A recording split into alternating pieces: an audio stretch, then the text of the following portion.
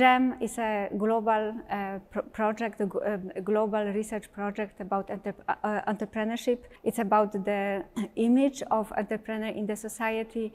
It's also about the effectiveness of the ecosystem, how it works, whether it supports entrepreneurs or not. By joining them, you get simply access to data and you can compare yourself. I remember once we have a delegation from Uganda, and I remember we could, compare, our Polish data on entrepreneurship to that country, which otherwise wouldn't be impossible. GEM is, just to sum up, access to data.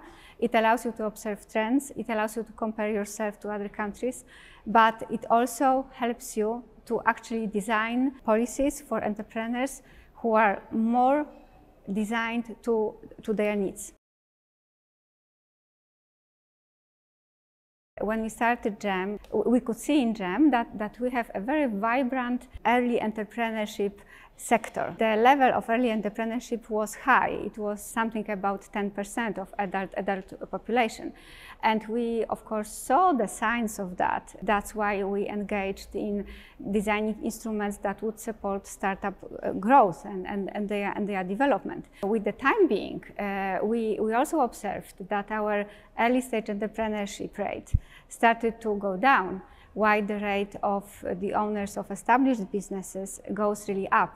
So now we see that the sort of intentions or thinking among the society of becoming the entrepreneur is not as strong as it used to be previously. With GEM, we also observed how that image of entrepreneur actually started to improve from the time when we got involved, so that's 14 years ago, to now. Now it's more than half of Poles who actually admit that those who started a business and who succeeded should be given some respect.